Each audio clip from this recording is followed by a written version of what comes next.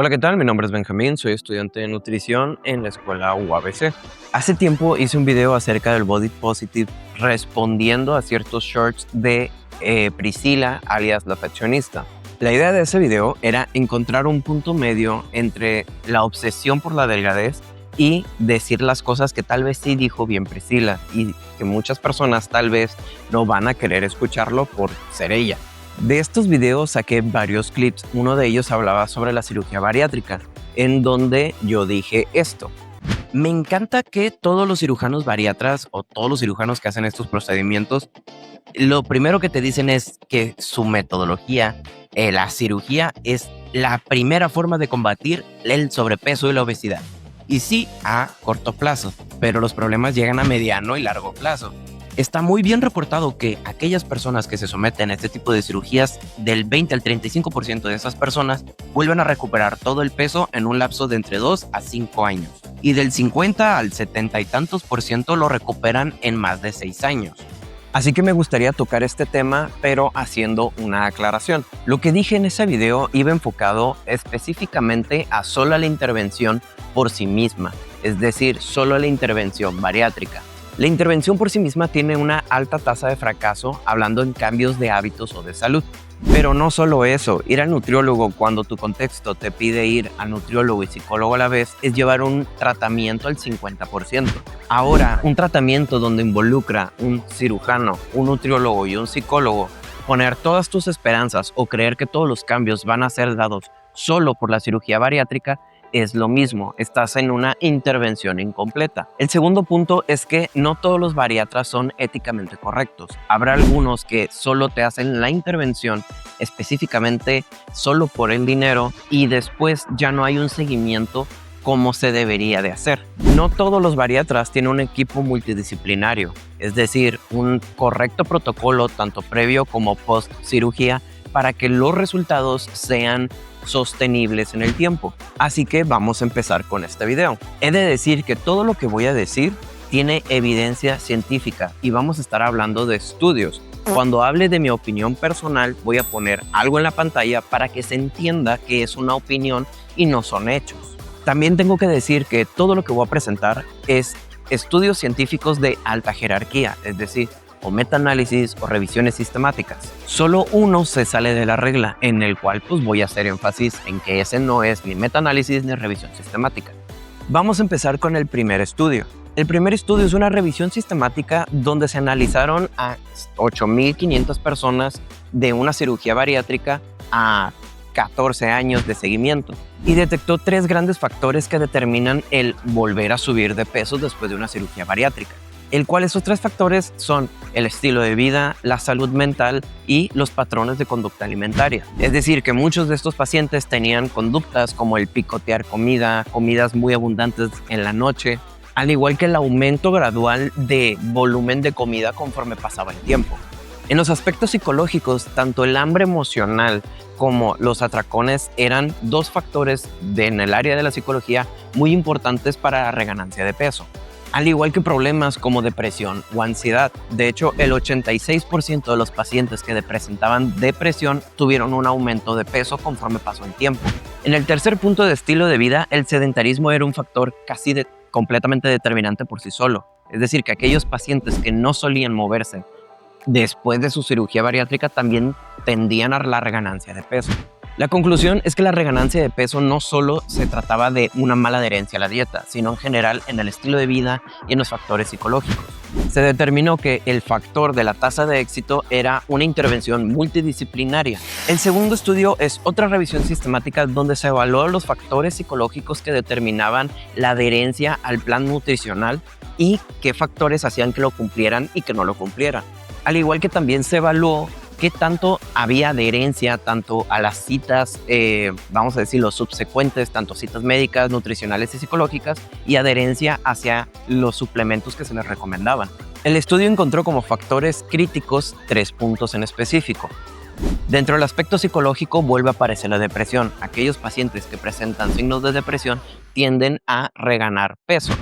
Vuelven a aparecer las conductas alimentarias desordenadas, es decir, los atracones, es decir, el hambre emocional, la falta de horario de comidas y a eso agregándole que tal vez la selección de alimentos eran más densos en calorías o en azúcares. Y uno de los puntos más importantes era el estigma del peso. Es decir, que muchos pacientes, al sentir miedo de reganar peso, dejaban de ir a las consultas subsecuentes, ya sea psicológicas o ya sea nutricionales o incluso médicas. Esto hacía que no fuera un seguimiento completo, que tal vez la parte de la conducta alimentaria no se había desarrollado bien, no había buenas bases de educación nutricional, por ende volvían a reganar peso porque volvían a sus viejos hábitos. Dentro de los factores positivos estaba la autoeficacia, una mentalidad positiva y una buena relación cirujano-paciente. Es decir, que el aumento de autoestima, la autoeficacia y la sensación de seguridad de poderse valer por sí mismo del paciente hacía que tuvieran mejores adherencia al plan nutricional y a las consultas subsecuentes, ya sea del médico, del nutriólogo, del psicólogo. Estudio número 3. Este estudio evaluó a 570 pacientes que se sometieron a una cirugía bariátrica en Alemania. Básicamente lo que evaluaron era por qué había una alta tasa de abandono de consultas subsecuentes. El 90% de los pacientes se retenía en el primer año, pero este iba decreciendo drásticamente conforme pasaba el tiempo.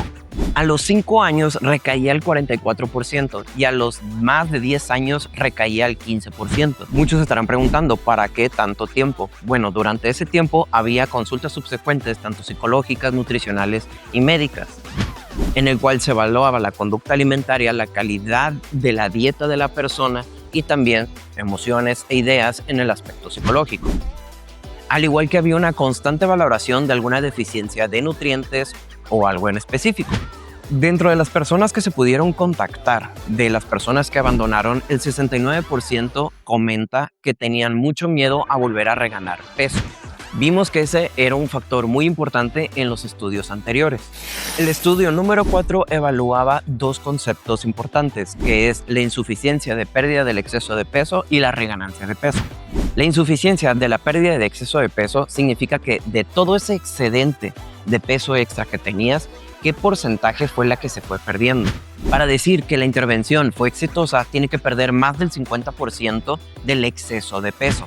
Y la reganancia de peso es, dentro del exceso de peso se llegó a más del 50% y de donde se quedaron hubo una reganancia de peso. Es decir, que si una persona bajó el 60% de su exceso de peso, le quedaba un 40% restante. Y si hubo una reganancia de peso del 10% o el 20%, dentro de ese 40 aumentó a 50 y al 60% del exceso de peso que tiene ese paciente. El estudio revela que la reganancia de peso o la pérdida insuficiente del exceso de peso depende del tipo de intervención bariátrica. En un lapso entre 7 a 10 años, aquellas personas que se sometieron a una banda gástrica tuvieron una reganancia de peso del 28%, mientras que el bypass gástrico fue muchísimo menor a partir de los 7 años, reportando algunos estudios de solo el 4%. El estudio declara que no es una sola causa, sino es multifactorial. Dentro de estos factores entra la parte hormonal, conductual, psicológica y problemas inherentes que podrían venir dentro de la cirugía. En la parte hormonal podemos ver que las hormonas de hambre y saciedad se vuelven a regular, haciendo que vuelvas a tener hambre a como tenías antes. Aparte que las bajadas de azúcar post cirugía suelen tener una relación con el picoteo constante de comida. Dentro de la parte conductual, los pacientes volvían a escoger el tipo de comida que hacían antes, es decir, bebidas azucaradas, comidas densamente calóricas. Eso sin mencionar que muchos de ellos se mantuvieron en el sedentarismo. Dentro del rubro de la salud mental se dieron cuenta que la ansiedad, el hambre emocional, los atracones y la depresión nuevamente se vuelven a ser presente y hacen que los pacientes tuvieran una reganancia de peso. Y el cuarto punto, que serían los técnicos, serían problemas relacionados a la cirugía, no tanto a la persona, es decir, algo salió mal. El quinto estudio evaluó los resultados de 3 cirugías y reveló un sesgo metodológico clave que sería el sesgo por abandono. El estudio advierte que la pérdida de pacientes a largo plazo suele sobreestimar la tasa de éxito a largo plazo. El estándar científico exige retener al menos el 80% de los pacientes para tener resultados confiables, el cual en los estudios anteriores vemos que suele ser muchísimo menor, cuando en el primer año apenas llegamos al 90% y para el segundo año ya estamos en 44%. De hecho, este mismo estudio indica cómo al pasar el tiempo también hay una pérdida de seguimiento de pacientes, pasando del 44% al 60% de pacientes perdidos conforme va pasando el año. Entonces, este estudio evaluó los resultados a corto y a mediano plazo, donde se puede destacar las siguientes cifras. El bypass gástrico tuvo una eficacia del 65% de pérdida de peso, muy parecido a la manga gástrica, que tuvo también entre 64 y 65%. El tipo de intervención de la banda gástrica fue el que tuvo menor porcentaje de pérdida de peso, con un 45%. Al final, el estudio vuelve a recalcar sobre la pérdida de seguimiento drástica conforme pasa el tiempo, siendo muchísimo menor de 2 años hasta 3 años. Estudio número 6. Este estudio nos va a dar un panorama más amplio sobre la reganancia de peso y problemas comunes. Este estudio tuvo un seguimiento a largo plazo a más de 1,400 pacientes. Se encontró que en pacientes con bypass gástricos a más de 5 años tuvo una reganancia del peso del 15%. Esto enfocado al peso mínimo alcanzado.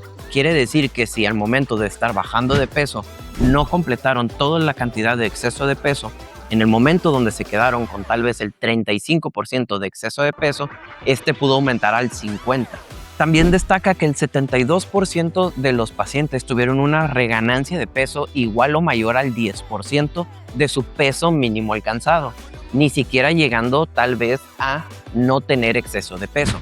Las causas principales vuelven a aparecer. Otra vez empieza la ansiedad, empieza a aparecer otra vez la depresión, conducta alimentaria tal vez no muy óptima, efectos de la misma cirugía y principalmente volver a los viejos hábitos, sedentarismo y una mala selección de alimentos. De hecho, este estudio integra un concepto nuevo dentro de los que hemos visto aquí, que es también el estrés psicológico, como un factor importante para la reganancia de peso.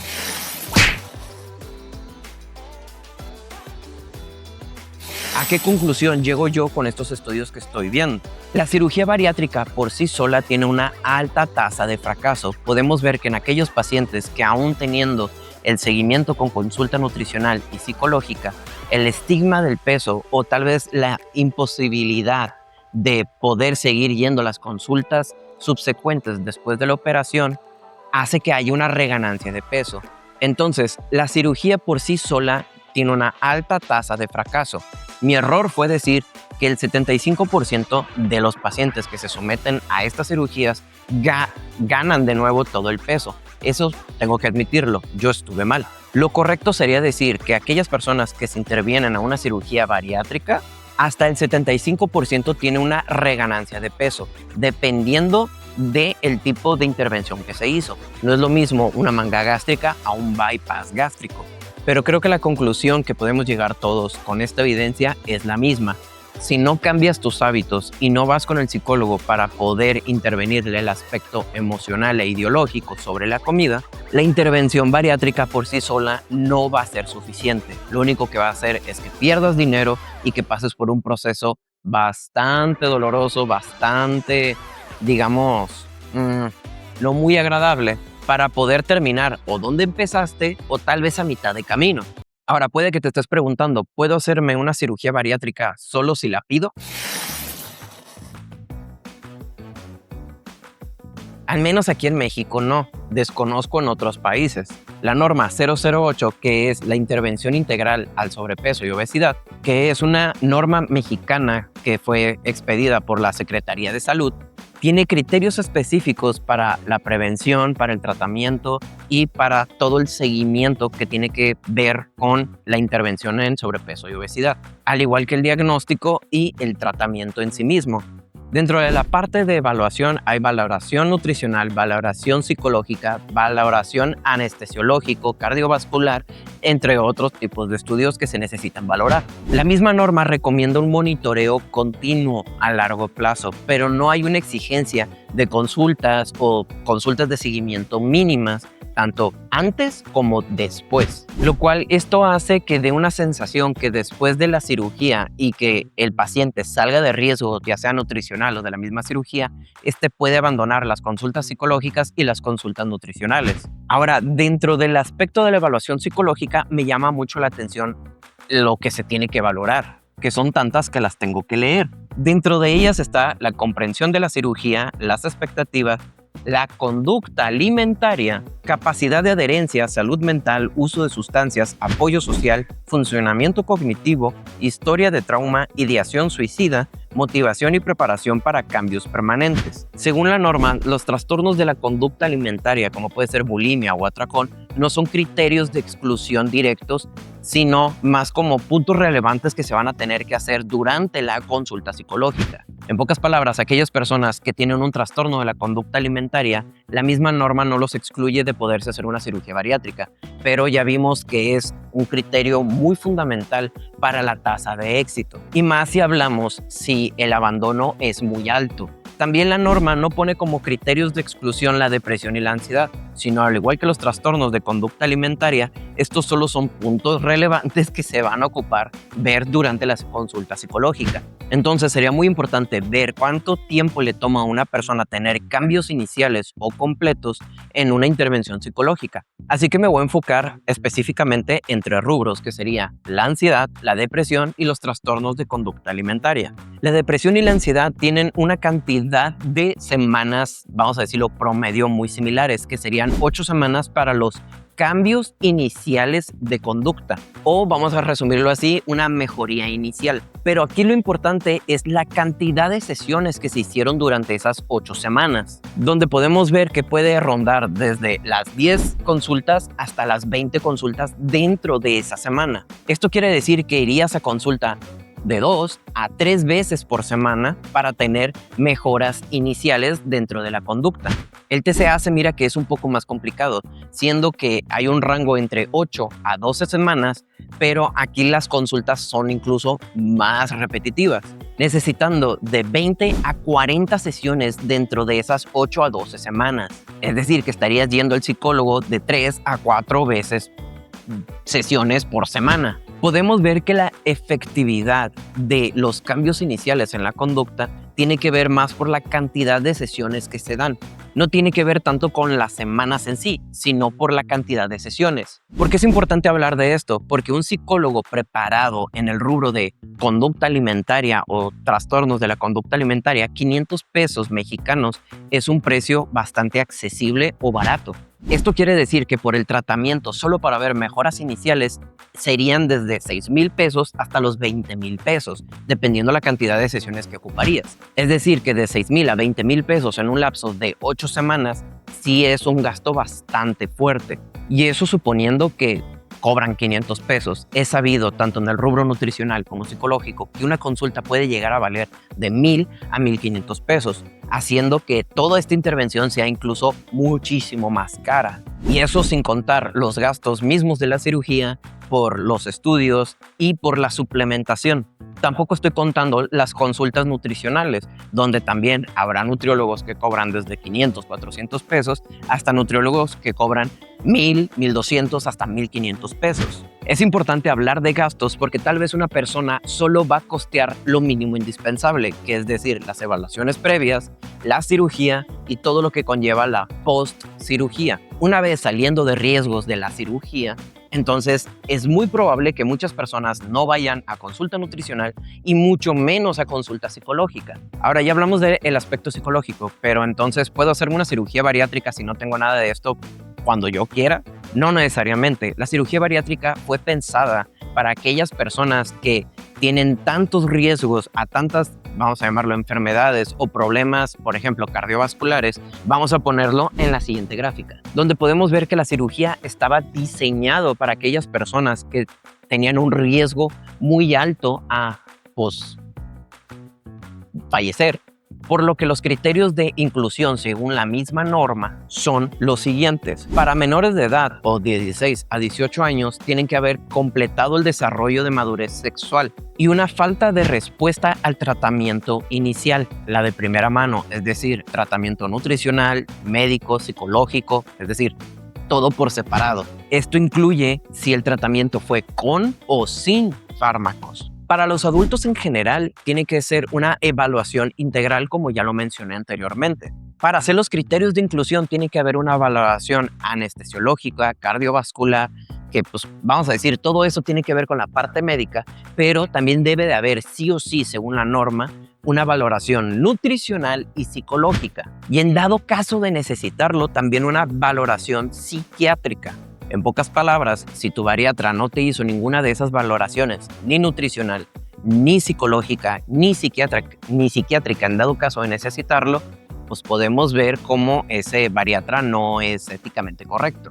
Y uno de los factores más importantes es que se necesita un IMC mayor a 40 si no presentas algún problema como diabetes, hipertensión o con comorbilidades en general. O en dado caso que sí tengas comorbilidades, tienes que presentar un IMC mayor a 35. A continuación te voy a presentar una tabla de el peso que necesitarías tener mínimo según tu estatura.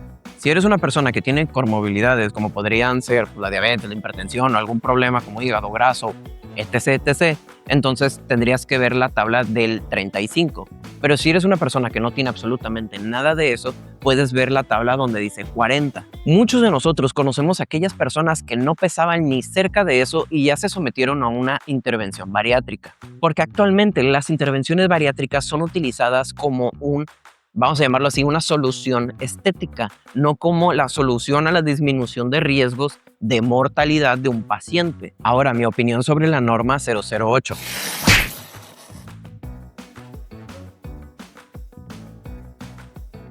Fuera de que muchos bariatras no le hacen caso a los criterios de inclusión para saber si el paciente es apto o no apto para una cirugía bariátrica, también creo que la norma por sí misma da muchas lagunas donde la intervención nutricional y psicológica se utilizan más como, vamos a llamarlo así, como un punto nada más de hacer check y rápido pásale a quirófano.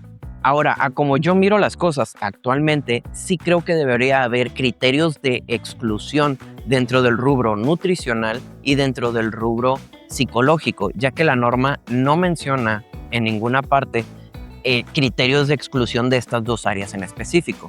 Sobre todo en el apartado psicológico, ya que vemos que la tasa de abandono, que suele ser muy alta, empieza desde factores psicológicos. Y dentro del apartado nutricional podemos ver que la conducta alimentaria también tiene que ver mucho con la reganancia de peso o la insuficiencia del exceso de peso perdido. Así que no voy a decir que la cirugía bariátrica es basura, que es una pérdida de tiempo, que es una pérdida de dinero. Claro que no, es una herramienta útil para ciertos contextos en específicos. El problema es que hay tanto personas que lo utilizan como una solución estética, como hay bariatras que lo utilizan más como una fuente de ingreso súper accesible. Es decir, que no todos los bariatras son éticamente correctos. Así que quiero hacer un experimento. Le voy a pedir a ChatGPT que me dé un rango de presupuesto de cuánto vas a gastar solo por los gastos de la cirugía, en dado caso de que hubiera una intervención multidisciplinaria y también en dado caso de que haya problemas dados por la cirugía misma o problemas de conducta alimentaria o problemas de algún trastorno, es decir, con muchas más complicaciones. Podemos ver que solo para costear la cirugía vas a estar gastando alrededor de 500 pesos a la semana durante 5 años, esto suponiendo que agarramos el parámetro más bajo. Para el seguimiento multidisciplinario podemos ver que incluso aumenta al doble. Y como sabemos que muchos de estos gastos no van a ser constantes y de un mismo precio, significa que lo vas a tener que ahorrar. Teniendo que ahorrar más de 1,000 pesos a la semana por 5 años para poder costearte en el rango más bajo. Suponiendo que el psicólogo te cobra lo más barato, el nutriólogo te cobra lo más barato, el bariatra te cobra lo más barato y compras nada más lo básico o suplementos muy baratos. Y en dado caso que haya complicaciones donde tal vez las consultas se extiendan o donde vayas a tener que pagar una intervención mayor por complicaciones de la misma cirugía, vas a tener que ahorrar más de 2,000 pesos por semana. Volviendo al punto, esto va a ser sostenido a 5 años. Pero con esto no estoy queriendo decir que solo los ricos pueden hacerse una intervención bariátrica de calidad y bien hecha, sino entender que la obesidad tiene un contexto biopsicosocial. Creer que todas las personas tienen el mismo poder adquisitivo para poderlo pagar y también el mismo tiempo u oportunidades, o vamos a decirlo así, privilegios para poder sostener las los resultados a largo plazo, pues es algo irreal. ¿A qué conclusión llego yo? Que la cirugía bariátrica no es la opción número uno y no es la mejor a largo plazo para combatir la obesidad y el sobrepeso. Es la mejor opción a corto plazo, tirándole más o menos a mediano plazo. Pero a mediano, a largo plazo podemos ver que existe una reganancia de peso en la gran mayoría de los pacientes o que hay una insuficiente pérdida de peso, del peso excesivo, en estos mismos pacientes. Vamos a poner de ejemplo un estudio de los que acabo de poner que se hicieron en Alemania. En Alemania tienen el 54% de la población adulta en sobrepeso y obesidad, mientras que México tiene arriba del 70%, si no mal recuerdo son 74%. Ya lo vi, son 75%. Entonces vamos a ver ciertas diferencias que hay entre México y Alemania. Para empezar, Alemania tiene una infraestructura más adecuada para mantener una actividad física abundante. Es decir, usan más el transporte público, tienen, vamos a decirlo así, vías más accesibles para andar en bicicleta. Incluso tienen más el hábito para caminar. El hecho de que usen mucho transporte público significa que tienen que trasladarse de estación a estación. Tienen espacios públicos más funcionales. Esto quiere decir mejores lugares para andar en bicicleta, mejores lugares para caminar, mejores áreas verdes y mejores lugares, vamos a llamarlo así, deportivos públicos. También tienen una menor exposición a comida ultraprocesada. Es decir, también hay comida ultraprocesada, solo que la publicidad y la exposición al público en general suele ser mucho menor que la que hay en México. Y también hay más presión social por fomentar estilos de vida saludables, ya sea dentro de la alimentación o la actividad física o incluso el mismo deporte. Y eso es otro punto. Según encuestas nacionales de Robert Koch Institute contra los datos que tenemos disponibles en México, podemos ver que arriba del 60% de la población alemana hace actividad física regular, mientras que en México apenas estamos en el 40%. Ahora, dentro de las personas que no solo hacen actividad física, sino hacen más de 2 horas de un deporte a la semana, Alemania tiene alrededor del 25% de sus adultos, mientras que en México no hay una cifra como tal, pero se sabe que es muchísima menor. Ahora, con esto concluimos la parte de la evidencia científica y contrastar, por ejemplo, uno de los estudios con la infraestructura en México y las posibilidades que hay dentro de México.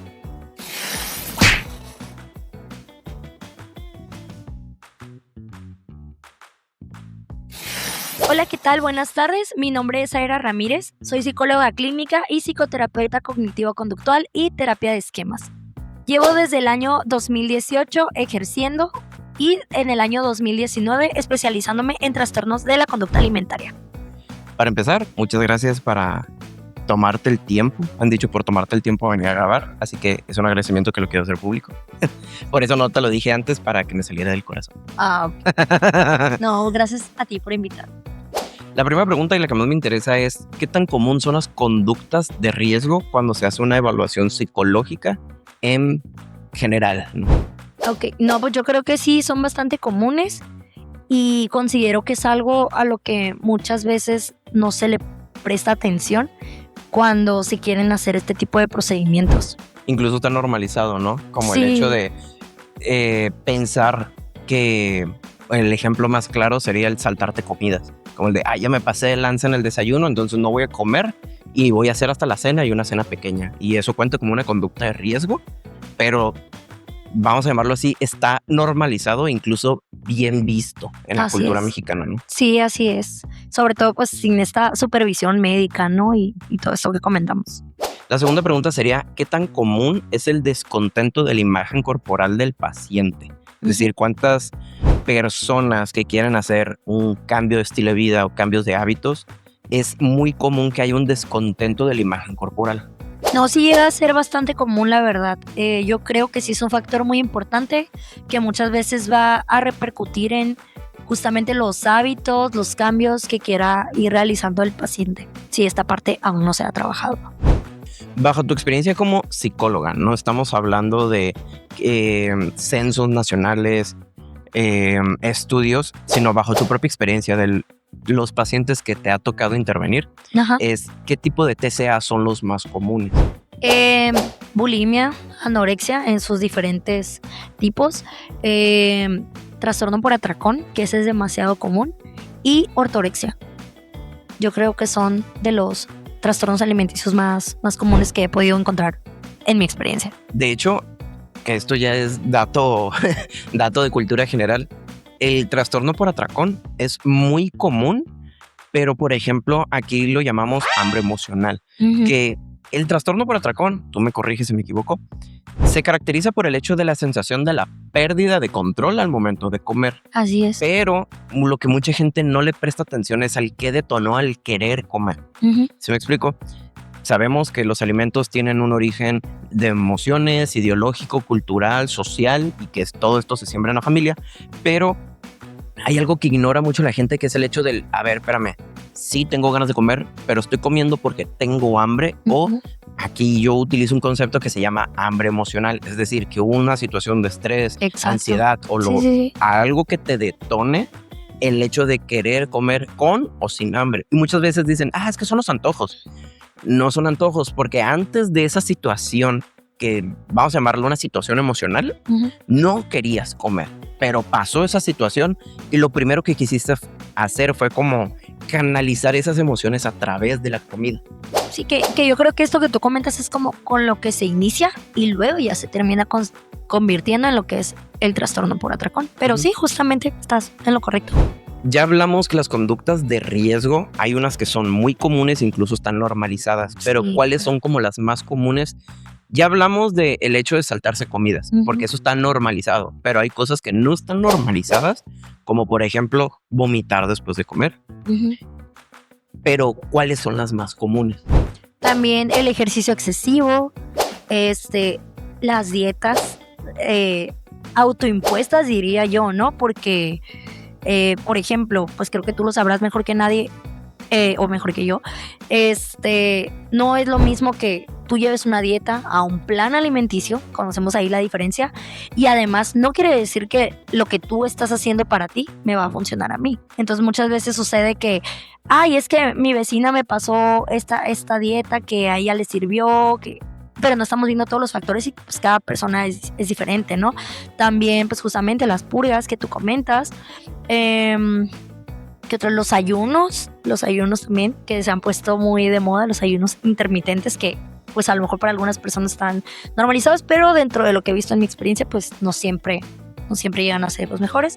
Y creo que serían los más comunes. No sé, tal vez si se me esté pasando alguno, pero de lo que vemos casi todos los días en consulta son los más normalizados también. Y no solamente por el paciente, sino también por la familia o el contexto donde vive el paciente. Sí, y de hecho hay, vamos a llamarlo así, como que ciertas prácticas que el problema no es la práctica en sí, sino, por ejemplo, la intensidad o incluso la razón por la cual lo haces. Porque, por ejemplo, justamente acabas de decir, ¿no?, que el ayuno intermitente es una de las más comunes, pero ya sea por ignorancia o justamente esta necesidad emocional de no quiero engordar o no quiero ser gordo, que a mí no me gusta esa palabra, que yo digo de chiste, terminan haciendo de un ayuno intermitente a un ayuno interminable. Porque dicen, no, estoy haciendo ayuno intermitente. ¿De cuántas horas? 36. Y es, espérame, o sea, es a ver, algo que tenemos que entender es que el ayuno intermitente es un protocolo. Es decir, tiene como que toda una cierta cantidad de pasos y dentro de ellas no es nada más dejar de comer. ¿Sí me explico? También es la cantidad de horas que voy a dejar de comer, que normalmente se hace de 12, 14, 16 horas. Ahorita hay una moda de ciertos influencers o pseudo expertos donde dicen, no, es que el ayuno es milagroso y yo por eso hago ayuno de 3 días. Y es como, es que no funciona así. ¿Sí me explico? Ándale, que yo creo que por eso justamente es una conducta de riesgo, porque no es algo que un experto justamente esté supervisando, ¿no? Son pues autoimpuestos, así que...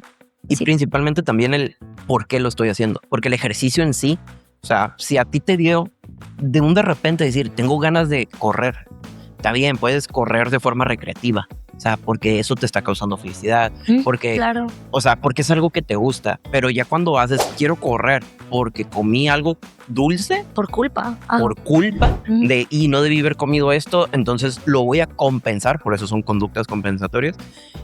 Haciendo ejercicio. Ahí es donde el ejercicio ya no es bueno. Incluso muchas veces uno en la práctica es como, ok, yo me estoy dando cuenta que cada vez que vas a hacer ejercicio te aborazas.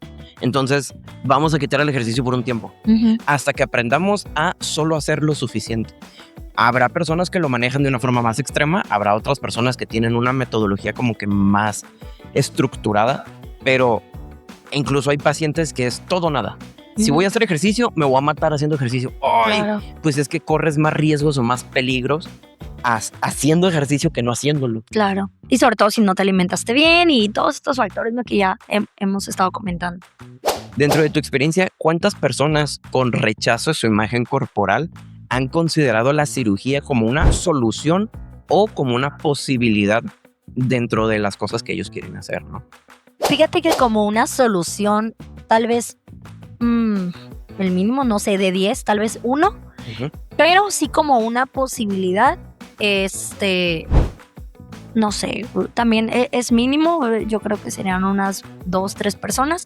Creo que justamente se van más a estos otros temas que hemos estado tocando, como qué voy a hacer para yo sentirme satisfecho con mi imagen corporal, ¿no?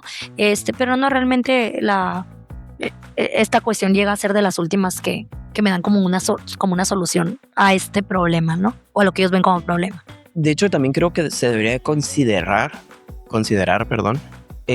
por ejemplo, las personas que sienten que ya intentaron todo, que están como desesperadas por tener esta solución milagrosa, que llegan a contemplar a la cirugía como una solución milagrosa, normalmente no van a terapia por lo mismo, por esa estigma del peso, de me da pena mencionar esto que siento.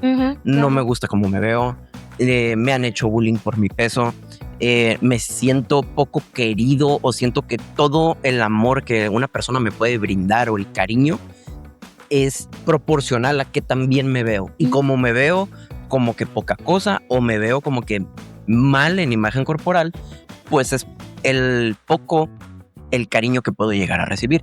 Entonces todo esto suele hacer como un bucle donde, por ejemplo, tengo problemas emocionales, como por problemas emocionales me siento culpable, puedo tener problemas con conductas de riesgo o compensatorias, y todo eso se vuelve a otra vez al ciclo, ¿no? De que todo esto que estoy haciendo, sí, claro, me tienen en el estado en que estoy, y me da pena ir a sesión a reconocerlo, porque lo primero que tenemos que entender es, para que haya un cambio, primero hay que reconocerlo, ¿no? Como sí, por ejemplo, claro, como en el alcoholismo, ¿no? De que el primer paso es que el mismo paciente diga, sí, tengo un problema. Porque en el momento que niegas el problema, pues no hay psicólogo que te ayude a, vamos a decir, a que haya una mejora. Claro. Originalmente, estas preguntas iban a ser orientadas más a una persona que se dedica específicamente a este rubro. Hablando con Zaira, me comenta que a ella le ha tocado estar en casos donde hay pacientes que se intervienen a una cirugía bariátrica, pero voy a dejar que ella misma lo explique. Sí, o sea, tal cual mi área de especialidad no es el área bariátrica, sin embargo sí he tenido la oportunidad de acompañar a pacientes que han estado expuestos a este tipo de tratamientos, o que bien, pues no directamente por este procedimiento, pero pues han tenido situaciones pues que simplemente no quieran trabajar, y pues he sido partícipe en el acompañamiento. Entonces pues gracias a eso he podido adquirir también un poco de experiencia, y pues por eso he podido, vamos a decir, que complementar lo que me has estado pues preguntando. Lo primero que me gustaría preguntarte, y lo que más me interesa, es qué criterios utilizas o qué buscas en la evaluación cuando un paciente se va a someter a una cirugía bariátrica. Okay. ¿Y qué criterios se utilizan dentro de tu equipo multidisciplinario o con las personas que te ha tocado trabajar? Ok, igual por reafirmando, no es como que yo esté dentro de un equipo multidisciplinario directamente para trabajar el área bariátrica, pero sin embargo sí es un tema muy importante que quería tocar ahorita. Hay ocasiones donde llega un paciente y viene y te dice, me mandaron una evaluación psicológica porque me voy a someter a un tratamiento bariátrico, etcétera, cuando ni siquiera conozco a la persona que lo está mandando, no conozco ya sea al médico, al bariatra, etcétera. Entonces yo creo que lo principal aquí sí sería pues tener una relación tener una relación entre todo este equipo multidisciplinario que a final de cuentas vamos a estar pues ahí para la persona apoyándola y acompañándola, ¿no? Durante este proceso. Realmente para una evaluación en este tipo de cuestiones, pues te piden, vamos a decir que como requisito ciertas cosas, ¿no? Desde la parte de la motivación, la adhesión al tratamiento, pues factores emocionales, obviamente, ¿no? Ansiedad, depresión, la cuestión de las redes de apoyo, entre otras más que ahorita la verdad no las tengo muy fresca, pero yo le comentaba a Benjamín que factores que yo he considerado que son muy importantes es también aplicar incluso inventarios que hablen de la impulsividad, la obsesividad, incluso les hago, vamos a decir que, pues para empezar, un historial clínico. También evalúo, vamos a decir que les hago como un mapita cognitivo donde veo si justamente estos factores que se buscan en la evaluación, desde la motivación, adición al tratamiento y todo lo que ya comenté, vienen solamente porque es algo que se les está pidiendo como requisito, o también si es algo que ellos no han ni siquiera pensado, o si también estas ideas que ellos tienen pues llegan a ser irracionales, ¿no? Y no los van a llevar a mantener un tratamiento adecuado. Entonces, estas serían las principales que yo llego a manejar. No sé si se me está pasando alguno, pero esto es lo que generalmente yo busco al realizar una evaluación psicológica para este tipo de casos. Y algo que me gustaría, que ya lo habrán visto en el video, pero tengo entendido que no existen criterios de exclusión. O sea, en sí, tú lo que haces es mandar un informe al médico y el médico es quien dice sí, no. Pero en sí no hay criterios de exclusión. Y obviamente, a ver, seamos honestos, si el bariatra está buscando dinero, si tú le mandas yo no recomiendo, ignoro cómo es un informe psicológico, sí. Pero es como, vas a suponer, en conclusión, yo no recomiendo que este paciente se haga la cirugía bariátrica por esto. De hecho, si te soy muy honesta, yo sí no conozco a la persona, para la evaluación que sea, si no conozco a la persona o no tengo idea del por qué les están solicitando cualquier tipo de evaluación, en mi experiencia, yo no las realizo. Entonces, desconozco también si justo, ¿no?, lo que comentas, pues ya sea con otros fines por parte de los bariatras o de cualquier otro especialista, pero pues para mí justamente lo principal va a ser pues la salud del paciente, ¿no? Porque si no, dentro de todo, si algo llegara a salir mal, pues eso también me hace partícipe a mí. Entonces, porque sí, desgraciadamente sí llegan algunas personas y de repente en la página, ¿no? De que, es que necesito una evaluación para tratar, necesito que me la tengas en 2 días. O sea, no, para empezar, pues justamente no llega a ser así de rápido y ni tan sencillo. Hay muchas cosas que se deben de evaluar. Además de estos aspectos que comenté, pues son varias citas, son entregar un informe, son también estar en relación con las personas que van a estar acompañando al paciente en este tratamiento, hablando de especialistas, no nomás del entorno donde se desarrolla. Dentro de tu experiencia, ¿cuántos de estos pacientes tienen principios de depresión, ansiedad, conductas alimentarias de riesgo o ya casi un diagnóstico de TCA? Ok. Dentro de mi experiencia, que no quiere decir que eso sea igual en todos los pacientes, o sea, como una norma, desde mi experiencia, la verdad, todos. O sea, te puedo decir todos. Por lo menos han presentado criterios de ansiedad y depresión, criterios para un trastorno de la conducta alimentaria, conductas alimentarias de riesgo, o ambas o todas. La verdad es que sí. Desgraciadamente, a lo mejor yo ahorita lo digo suena como muy normalizado, pero es que la verdad es más común de lo que imaginamos. Es que importante es ver esto de que la mayoría de la gente que se quiere someter a estas cirugías presenta estos rasgos de depresión y ansiedad. Sí. Y son 2 factores muy importantes para el éxito. Justamente por eso es sumamente importante no nada más hacerse la cirugía y pensar que ya está todo listo, ¿no? Uh-huh. O que en lo que me voy volviendo a integrar, a recuperarme de la cirugía y ya todo va a ser mágico y maravilloso, ¿no? La importancia de ir a consulta psicológica. No, y además de continuar el tratamiento después de, ¿no? Justo para cuidar este tipo de factores que estamos comentando. La siguiente pregunta sería, ¿cuál es la cantidad promedio de sesiones o de tiempo que le puede tomar a una persona para tener cambios iniciales o completos dentro de su conducta alimentaria? O incluso dentro de estos factores que sería depresión y ansiedad, porque o no es un problema con la comida, sino es un problema psicológico que se manifiesta en la comida. Y querer cambiar solo la comida, pues es como ir al doctor con una infección y que nomás te den para el dolor, ¿no? Claro. Híjole, pues, la verdad, está complejo porque, pues, cada paciente es distinto. La verdad que yo a veces leo de que en 8 sesiones el paciente va a estar, se va a sentir mucho mejor y tal. Realmente es que o sea, es diferente en cada quien, ¿no?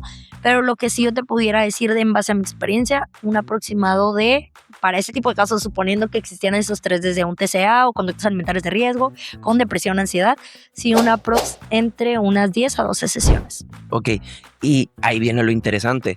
10 a 12 sesiones, o sea, ir 12 veces en una semana, es decir, 2 veces al día o 2 veces a la semana, o si son 12 sesiones, una por semana, entonces estamos hablando de que serían como 3 meses. ¿Cómo se vería eso?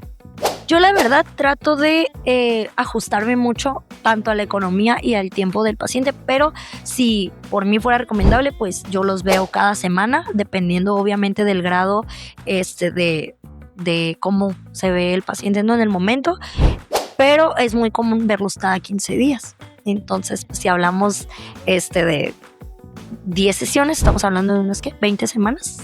Si los veo cada 15 días. Solamente si hablamos de 10 sesiones, ¿verdad? Ya claramente que si vamos subiéndole la cantidad de sesiones, pues sí va a ser mucho más tiempo. Bajo lo que tú conoces, ¿cuánto es el promedio del costo de una consulta psicológica? Ya no hablemos de la consulta en general, que puede venir una persona con problemas de pareja, vínculos familiares, etcétera, sino ya específicamente una persona que tiene depresión, que se le diagnosticó depresión, que tiene un problema de ansiedad y que tiene un problema de un trastorno de conducta alimentaria. Aquí lo podemos manejar también con el diagnóstico de un trastorno y solo conductas de riesgo, pero que ya está como que encaminado a ¿cuál sería el precio más común? Híjole, pues la verdad, ahorita evaluando precios, yo creo que están entre los 700 a 1,000 pesos por consulta. Más o menos son los precios que se han manejado. Sí, y de hecho, pues obviamente va a haber psicólogos que hacen esto de... ¿Cómo se le llama? Cuando hacen como una estudios socioeconómicos. El estudio socioeconómico, ¿no? O precios a estudiantes o varios pues apoyos, ¿no? Que les damos en ocasiones. Sí, yo puse el ejemplo de, creo que eran como 500 pesos. Estamos de acuerdo.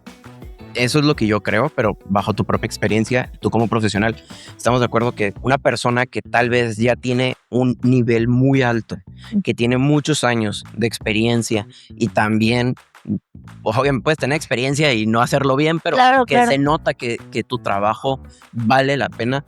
Estamos de acuerdo que 500 pesos es un precio muy barato. Sí, digo que ahora sí que realmente cada psicólogo, dependiendo del caso y de la importancia que vea, pues ahora sí que puede hacer sus ajustes, ¿no? Pero sí, pues la verdad es que son muy pocos los que se van a ajustar a esos precios, ¿no? Entonces sí, pues justamente por eso llega a ser también muy caro en ocasiones poder mantener un proceso psicológico y muchas veces terminan abandonándolo. Y también hay que hacer una aclaración, que no cualquier psicólogo te puede atender ese tipo de casos. Claro, ay, sí, porque, por ejemplo, qué bueno que lo comentas. Una persona puede ver de que, consulta psicológica de un recién egresado que quiere hacerse apenas su carterita o quiere hacer experiencia y cobra 300 pesos la consulta. Incluso yo he visto en redes sociales que 200 pesos consulta online. Sí. Y sí digo, a la bestia, sí está muy barato, muy mal baratado el trabajo, pero una persona que te puede atender ese tipo de casos tiene, vamos a llamarlo, una especialidad o un enfoque en. Así como el nutriólogo que te dice, no, yo te agarro deportista alto rendimiento, renal, hepático, diabetes, que dices, o haces muy pésimo trabajo en todas esas, o tienes 70 años de carrera y te metiste a todas las especialidades. Con el psicólogo es exactamente igual. Yo siempre les digo a las personas en general de si ves un podólogo, huye en cualquier especialidad, ¿no? Porque realmente, pues, en cualquiera que sea la rama no podemos hacer todo. O sea, tenemos que tener justamente nuestra área de especialización. Sí, y justamente para que se den una idea, cuando vas al médico, O sea, el médico cuando tienes un problema específico de algo sumamente específico, no te atiende un médico general. Te deriva al especialista. Por ejemplo, un médico general no te va a atender un caso de cáncer. Te llevan con el médico oncólogo. Igual con el área psicológica y el área nutricional es exactamente el mismo. Y es lo que muchas veces desconocen, ¿no? Entonces, sí, que es como, psicólogo atiende todo. Sí. Todo lo que tenga que ver con la psicología. El nutriólogo atiende todo. Todo lo que tenga que ver con la alimentación. Claro. Y no. Sí es. Así que mucho cuidado ahí. Bajo tu experiencia, ¿cuántos de los pacientes que se llegan a someter a una cirugía bariátrica continúan en consultas psicológicas subsecuentes, o sea, después de la cirugía? O normalmente es como que te hago la evaluación, le doy ¿cómo se le llama? No es expediente, pero el informe. Mi informe se lo mando al médico que te va a intervenir y ya no te vuelvo a ver en la vida, o te miro como que unas cuantas veces, o los miras pero luego desaparecen. Pues por ética, supongo que el especialista, el bariatra en este caso, debería decir, recomendarle a la persona, en este caso, dependiendo también cómo resultó su informe, pues que continúen, ¿no? Sin embargo, la verdad creo que son muy pocas las personas que sí continúan, ya sean por cuestiones económicas o pues porque dentro de ellos, si el objetivo era justamente realizarse el procedimiento y para ellos sienten que en ese momento todo está perfecto, pues no van a ver una necesidad de acudir, ¿no? Sí, por supuesto, y más porque, por ejemplo, actualmente, bueno, hace muchos años no había muchos bariatras que hicieran esta estrategia de a meses sin intereses. Y claro, o sea, vamos a suponer que tu cirugía te costó 60,000 pesos. He visto cirugías en 50,000 pesos que yo digo, ay, espero que sí sea de buena calidad. Pero lo que voy es, no todas las personas tienen el poder adquisitivo para ahorrar o directamente para desembolsar 50,000 pesos. Y desde ahí mantener, ¿no? Porque todavía es el acudir con el nutriólogo, el acudir con el psicólogo, mantener ciertos alimentos que pues también ya ahorita la despensa y todo está carísimo, entonces... Sí, y por ejemplo, más si es un bariatra que está haciendo las cosas legales, es pagar los estudios de gabinete. Claro. O sea, que la glucosa, que el perfil lipídico, que la tiroides, que etcétera, etcétera, etcétera. Luego es el anestesiólogo, tiene su comisión. Y luego es el cardiólogo, tiene su comisión. Y si el psicólogo te deriva al psiquiatra, hay otra comisión. También, sí. Entonces, y luego es la cirugía, que no son, o sea, son 50,000 pesos. Muy barato, pero 70,000, 80,000. He visto cirugías en 135,000, que obviamente son personas que ya tienen mucha trayectoria. Pero lo que voy es, no nada más es pagar la cirugía. No nada más es, son 135,000 y lo voy a pagar en 5 años. Sí, pero es suplementación. Son las evaluaciones. Y aparte el autocuidado que debes de mantener para... Pero, justo lo dices. Pero también es, oye, ¿y si llegas a necesitar consultas psicológicas y nutricionales? Porque, a ver, si ocupas hacerse una cirugía bariátrica, no es porque tengas los mejores conocimientos de nutrición. No creo que sea porque tengas los mejores hábitos. No creo que sea porque tengas la mejor conducta alimentaria. Hay algo, ya sea psicológico, nutricional, que ya te nos llevó llevó a ahí. ese punto. Y eso no se soluciona en 2 meses, ¿eh? O sea, si te dice el médico, oye, ocupo que me hagas estas evaluaciones y que me bajes tanto peso en 1 mes. Pero si dentro de ese mes te hace la cirugía y no vuelves a ver al nutriólogo más que para reintroducir alimentos otra vez, para no desnutrirte, y no vuelves a ver al psicólogo, oye, ahí yo dudaría mucho del bariatra, porque no es como que estés en esa condición o estuviste en esa condición porque quieres. Hay algo que te llevó ahí y no lo estamos trabajando. Claro. Sí, totalmente de acuerdo.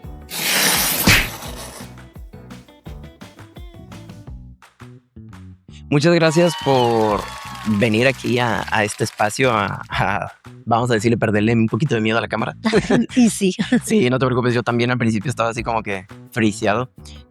¿Dónde te pueden contactar? ¿Qué tipo de cosas puedes atender? Aquí tienes tu spot publicitario, que no es mucha gente, pero perfecto, es humilde trabajo.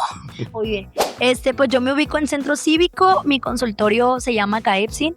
Ya tenemos ahí bastantes años de experiencia. Yo no soy la única que trabaja ahí, trabajo con un equipo de profesionistas desde pues área de sexualidad, neuropsicología, entre otros servicios que ofrecemos. Y pues nada, un placer estar con ustedes. Cualquier cosa, pues ahora sí que pues aquí voy a dejar mis datos. Aquí los van a estar viendo. Ya sea que aparezcan en la pantalla o van a estar en la descripción. Sí, así que pues muchas gracias, Benjamín, y pues gracias a ustedes por tomarse un poquito de su tiempo para seguir aprovechando y aprendiendo sobre este tema tan interesante. Y sobre todo, un lema que tenemos aquí, que no sé si te lo he contado, es que todo cambio se ha dado con el espíritu correcto. Así es.